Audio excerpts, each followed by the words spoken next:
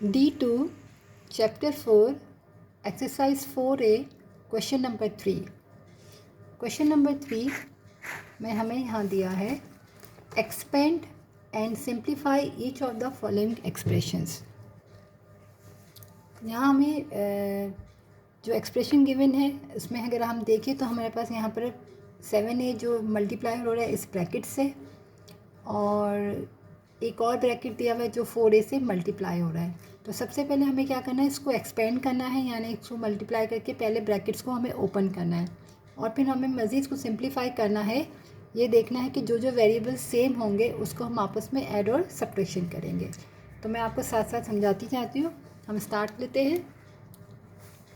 सबसे पहले यहाँ पर 7A है जो मल्टीप्लाई हो रहा है इस पूरे ब्रैकेट से, तो 7 3 हमारे पास हो जाएगा 21A और B, क्योंकि यहाँ पर A है और यहाँ पर हमारे पास B है। फिर हमने लिखा माइनस, क्योंकि यहाँ प्लस है, कोई साइन नहीं तो प्लस माइनस माइनस। 7 4 हमारे पास हो जाएगा 28AC। अब यहाँ तक हमारा ओपन हो गया।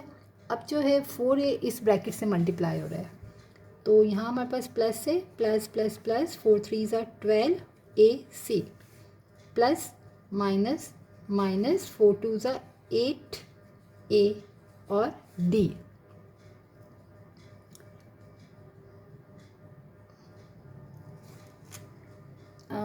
3C माइनस 2B है हमारे पास। सॉरी, मैंने यहाँ पर हमारे पास B है सवाल में। 3B minus 4C plus 4A 3C minus 2B है, तो यहाँ हमारे पास हो जाएगा 8A और B।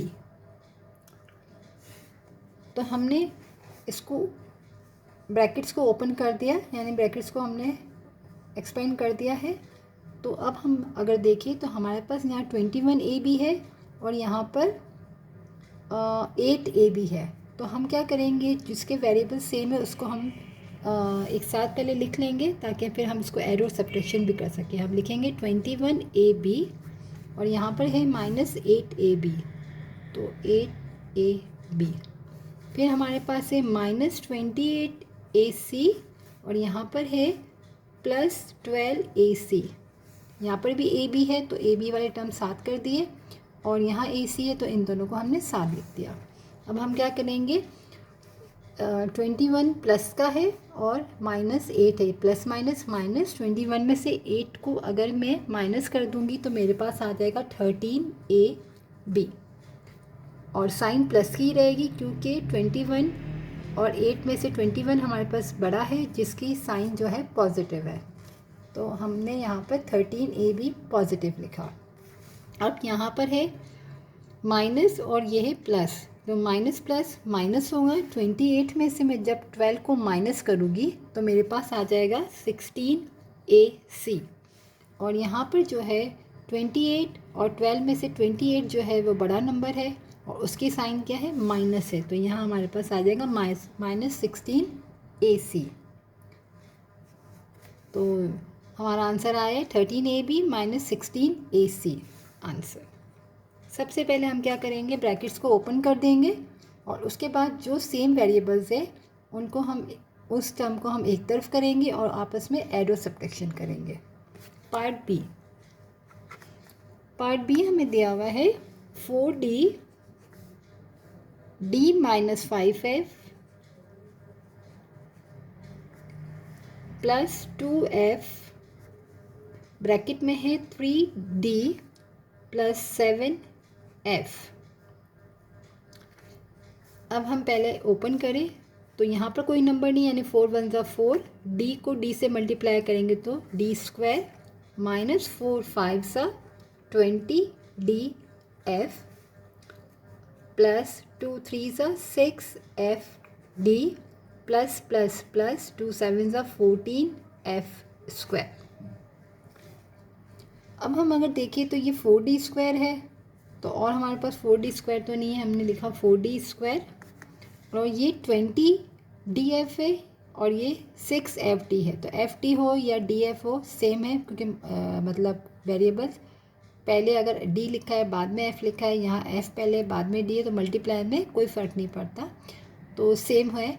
तो यहाँ हमारे पास 20FD है और यहाँ पर 6FD है, तो माइनस प्लस माइनस, तो 20 में से जब मैं 6 को माइनस करूँगी तो मेरे पास आ जाएगा 14DF, और 20 बड़ा है तो इसकी साइन क्या है, माइनस, तो यहाँ बचेगा माइनस, क्योंकि माइनस प्लस माइनस होता है। 20 में से 6 को माइनस किया तो 14 आया, और साइन हम बड़े नंबर की काउंट करते, तो यहाँ पर 20 की जो साइन है वो माइनस है, तो हमने यहाँ माइनस लिख दिया। और लास्ट में हमारे पास है 14F²। ये हमारा हो गया आंसर। पार्ट सी,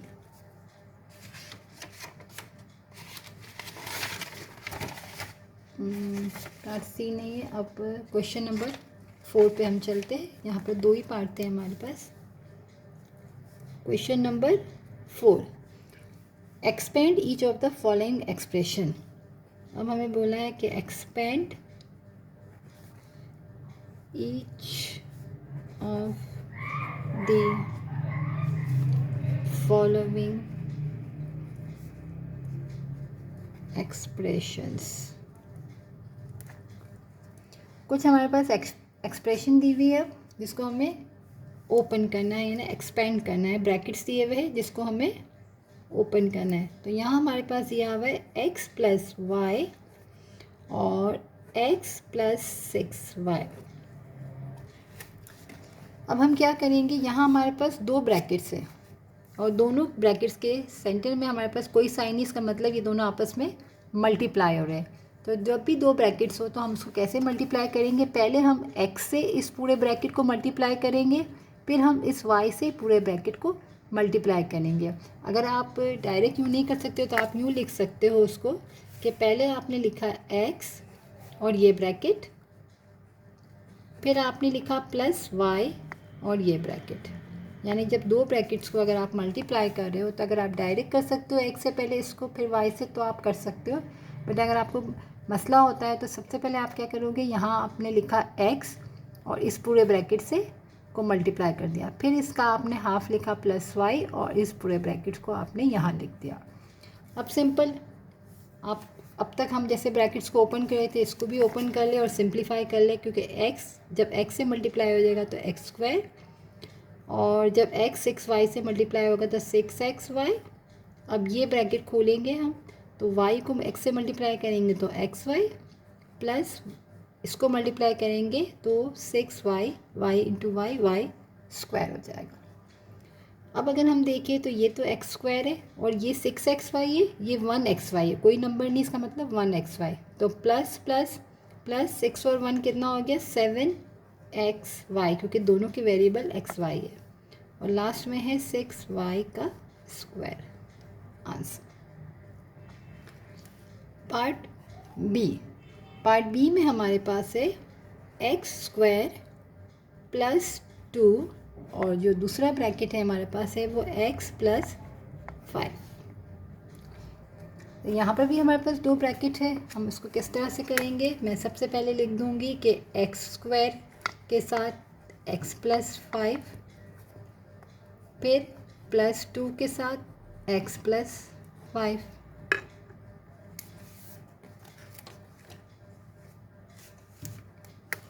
अब हम क्या करेंगे, x² जब x से मल्टीप्लाई होगा तो यहाँ पावर 2 है, यहाँ पावर 1 है।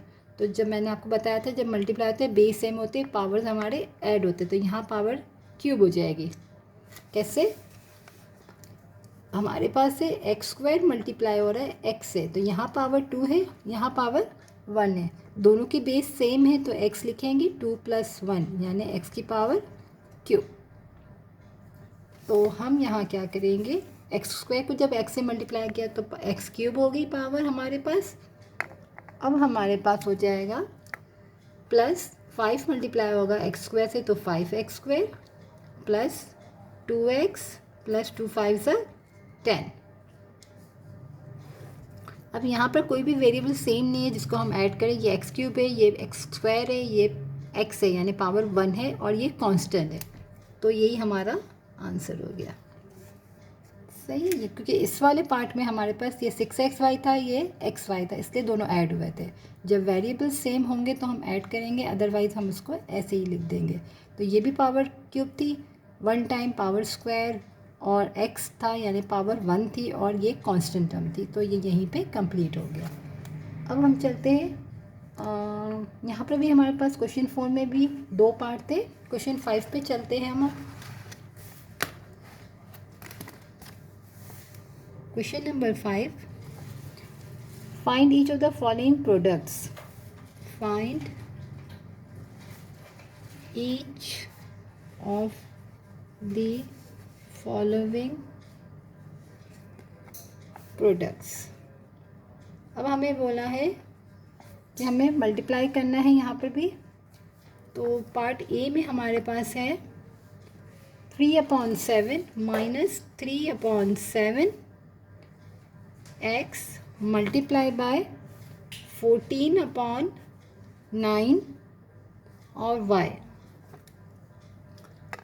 अब हमारे पास जो टर्म है उसको प्रोडक्ट बोला है, यानी वही मल्टीप्लाई करना है हमें यहाँ पर। तो अगर हम देखें तो यहाँ पर है माइनस और यहाँ पर है हमारे पास प्लस, तो माइनस प्लस तो माइनस हुआ, और यहाँ पर हमारे पास 7 है और यहाँ 14 है, तो 7 1 ज़ा 7, 7 2 ज़ा 14, और यहाँ 3 है तो 3 1 ज़ा 3, 3 3 ज़ा 9। तो हमारे पास जो बचा माइनस 2/3, यहाँ 2 बचा, न्यूमिनेटर में 2 बचा है और डिनोमिनेटर में 3 बचा है, तो 2/3 और यहाँ ये x और y। तो ये हमारा हो गया आंसर, -2/3 xy। पार्ट बी में हमारे पास है 9x³ y मल्टीप्लाई 3x² और y। तो हम क्या करेंगे, यहाँ पर 9 को 3 से मल्टीप्लाई करेंगे तो 27, और x की पावर यहाँ पर 3 है, यहाँ पर 2 है। तो जैसे कि मैंने आपको बताया था कि जब बेस सेम हो तो पावर्स ऐड होते हैं, तो यहाँ पर 3 पावर है, यहाँ पर 2 पावर है, तो 3 + 2 हो गई, और यहाँ पर हमारे पास पावर में कोई कुछ लिखा हुआ नहीं है, तो इसका मतलब हमारे पास 1 है, तो हम लिखेंगे 1 + 2। तो हमारे पास हो गया 27, x की पावर 3 + 2 5 और y की पावर 3 हो गई। हम डायरेक्ट भी ऐसे कर सकते हैं कि 3 और 2 5 हो गए और 1 और 2 3 हो गए। तो जब भी लेकिन बेस सेम हो तो हमारे क्या होते हैं, पावर्स ऐड होते हैं। तो हमारा आंसर आ गया 27x5 y की पावर ये क्यूब है, राइट। यहाँ पर लिख देती हूँ वापस, y की पावर क्यूब है हमारे पास आंसर। पार्ट सी में हमारे पास है 2x³ y मल्टीप्लाई -13y²। तो यहाँ भी कुछ साइन नहीं है, यानी कि प्लस है, तो प्लस माइनस माइनस लिखोगे। 2 को 13 से मल्टीप्लाई करो तो 26 हो जाएगा, और यहाँ पर 3 है, x की पावर हमने 3 लिखी, और यहाँ पर y की पावर 1 है और यहाँ पर 2 है, तो टोटल कितनी हो गई, power cube. 2 13 = 26 plus minus minus, यहाँ पर x³ है और यहाँ पर तो नहीं है, तो हमने x³ लिख दिया। यहाँ y की पावर 1 है, यहाँ y की पावर 2 है, तो 1 और 2 3 हो गए हमारे आंसर। पार्ट डी में हमारे पास है -4xyz मल्टीप्लाई -2x² y³ और z की पावर 4। तो यहाँ पर जो 2 ब्रैकेट्स है, तो यहाँ भी माइनस है, यहाँ भी माइनस है, तो माइनस इंटू माइनस हमारे पास हो गया प्लस। तो अगर हम नहीं भी लिखेंगे तो उसका मतलब क्या होगा, प्लस है। और 4 2 ज़ा हमारे पास हो गया 8, और यहाँ x की पावर 1 है, यहाँ पावर 2 है, तो कितनी हो जाएगी, 1 + 2 मैं लिख देती हूँ, ठीक है। और x की पावर 1 और 2 हो गई, y की पावर यहाँ पर 1 है और यहाँ पर 3 है, तो 1 + 3, और यहाँ पर z की पावर 1 है तो 1 + 4, तो टोटल हमारे पास कितनी आ गई 8, x की पावर 3, y की पावर 4 और z की पावर 5। आप लोग यूँ डायरेक्ट मल्टीप्लाई करके यूँ भी लिख सकते हैं 3 4 5। ये मैंने आपको समझाने के लिए ऐसा लिखा है कि बेस सेम हो तो पावर्स हमारी ऐड हो जाती है। तो x की पावर 1 थी और ये 2 थी तो टोटल 3 हो गई। यहाँ 1 थी, यहाँ पर 3 थी तो टोटल 4 हो गई। यहाँ पर 1 थी, यहाँ पर 4 थी तो 1 और 4 5 बन गई, राइट।